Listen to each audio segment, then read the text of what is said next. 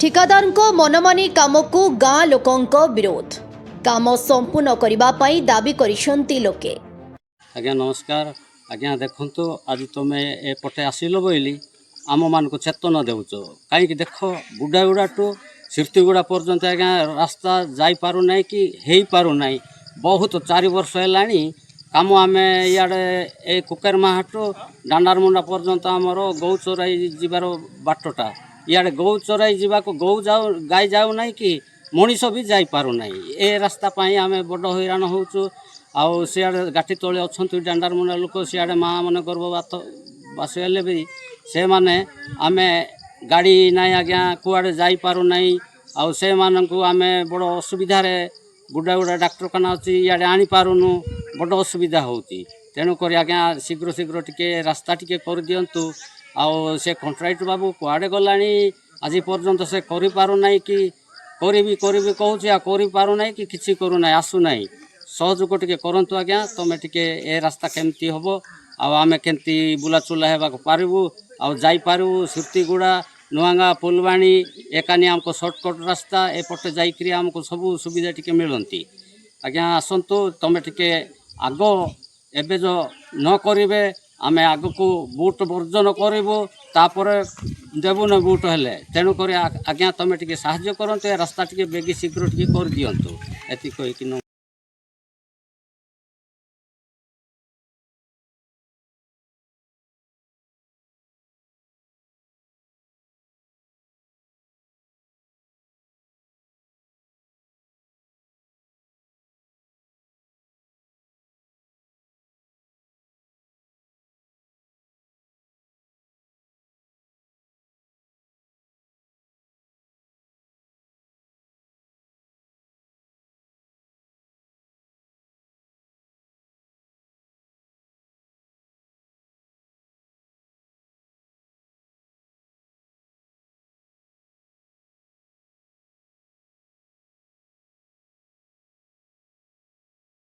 प्रधानमंत्री सड़क योजना रास्ता काम करने कही कोटी कोटी टंका हेरफेर करी फेरार हेले ठिकादार अधा पंतरीय करी चंपट मारिले ठिकादार असुविधा भोगुछंती 3 ग्रामवासी स्थानीय लोकंकु बोका बनाइबा सह कंधमाल जिलार प्रशासनिक अधिकारी मानंकु आखिरे धूली मारी फेरार हेले ठिकादार।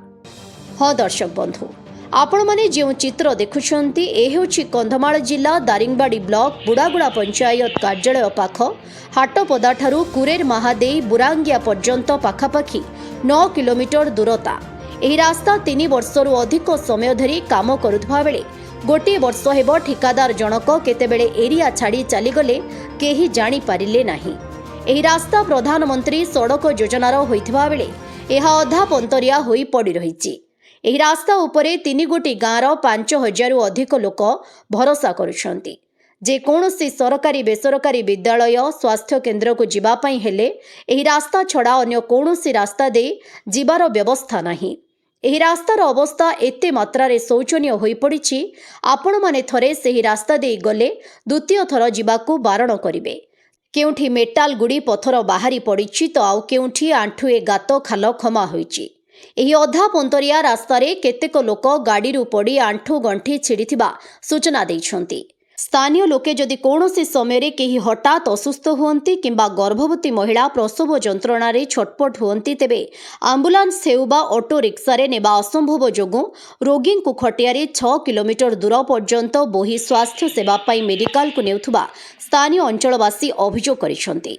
पुना प्रधान मो कुकरमा स्थायी बासिंदा होते एवं आमर ये जो रास्ता अच्छी आमर एठू आमर बालीगुड़ा को 30 किलोमीटर आउ एठू आमर दारिंगबाड़ी 30 किलोमीटर जद्वारा आम कौन हो आम रास्ता बहुत कदर जाइए आम एथरू आमर बुढ़ाड़ा सेक्शन टू आमर आमर सिद्धगुड़ा सेक्शन जॉइन NH 59 को सेक्शन जॉइन करने गोटे बाईपास रोडटा होती जो बाईपास रोड रे आम कौन जाऊँ रास्ताटा बहुत कदर जाइए आम बहुत असुविधा भी हो कारण कहीं रास्ताटा 5 वर्ष है 3 वर्ष है इनकम्प्लीट होगी बहुत रास्ता खाल ढेप बहुत होती गुड़ी माने मेटल बेटर सब बाहरी सारे रास्तार आम बहुत आमर गाड़ी गुड़ा भी जहाँ भी आम्बुलांस जावास आम बहुत असुविधा होती आम बहुत ଆମେ ଯେହେତୁ ମୁଁ ବି କଲେଜ ପଢ଼ୁଛି ତ ମୁଁ ଏଠୁ କଲେଜକୁ ଯିବା ପାଇଁ ବି ଏପଟେ ବୁଲିକି ଯିବାକୁ ପଡ଼ୁଛି 30 କିଲୋମିଟର। କିନ୍ତୁ ଏ ସେକ୍ସନଟା ଆମର ବୁଡ଼ାଗୁଡ଼ାରୁ ଆମର ସିତୁଡ଼ା ସେକ୍ସନଟା ହେଉଛି ବହୁତ କମ୍ ସେକ୍ସନ। ଏ ଇଣ୍ଟରସେକ୍ସନ ଯେଉଁ ରାସ୍ତାରେ ଇଣ୍ଟରସେକ୍ସନ କରୁଛି ଏ ରାସ୍ତା ଦ୍ୱାରା ଆମେ ଯଦି ଗଲେ ଆମକୁ ପାଖ ପଡ଼ୁଛି ଏବଂ ଆମକୁ ବି ସୁବିଧା ହେଉଛି ଏ ରାସ୍ତା ଦ୍ୱାରା।